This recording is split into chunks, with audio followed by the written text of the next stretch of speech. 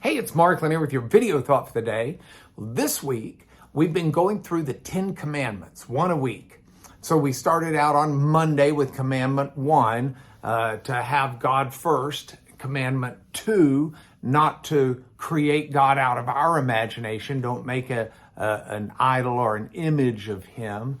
Commandment 3, don't take who he is lightly. That's don't take his name in vain.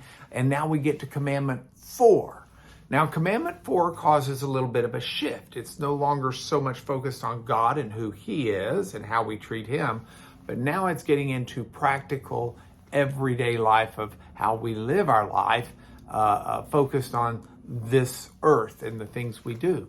And so commandment number 4, found in Exodus 20, starting with verse 8, is to remember the Sabbath and to keep it holy.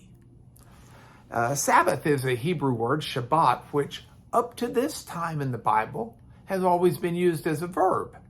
But here we see it first being used as a noun to describe that seventh day of the week. Now, 3 quick things about the Sabbath, and then we'll be thinking today. Thing number 1, the Sabbath's instituted with a tie back to God resting, again a verb there, during creation. So when God creates the world, he creates the world in 6 days, and on the 7th day he rested.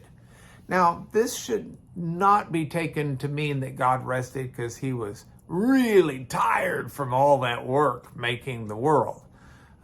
God wasn't tired. He made the world with a word. I mean, it's just like poof. God rested. Think of rest in that sense like in a musical composition. There's a rest when there's no note to be played. The resting was used and noticed because God was done. It was finished. There was nothing else to do. So in that sense, God rested from creation. His creation was totally completed. So that's our first point, to look at the origin or the genesis of this word rest and the idea of honoring it. But there's a second thing that I want to note about this as well. God doesn't simply give these commandments because he's trying to set up some arbitrary list. Everything God does, which is what creation tells us, everything God does is targeted towards what's best for us. God's always looking out for the best for you and the best for me. And God recognizes that we need regular times of rest and refreshment. Regular times of rest and worship. And so God builds into our lives this gift of weekly rest, opportunity to worship, opportunity to rejuvenate and recreate and stop from the work. That's really unusual. There's not an other contemporary culture to ancient Israel that had anything like a Sabbath.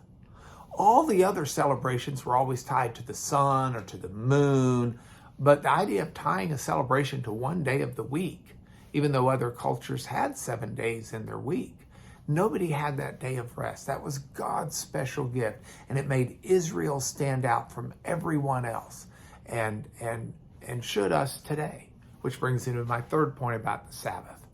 As a Christian, the Sabbath's got special meaning, because just as God rested from the first creation, so we see an ultimate prophetic fulfillment of this in the life and ministry of Jesus.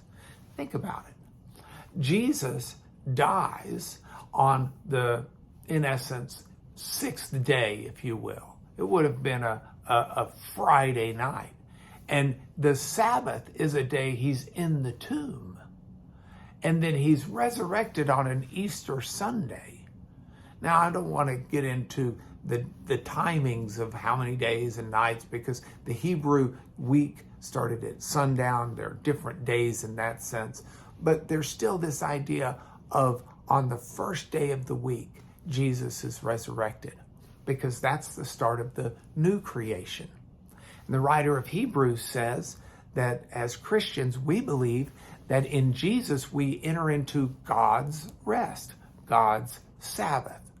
Our days of trying to please him through our great deeds are over as we now try to live in Christ. We please him out of love, but not out of a work.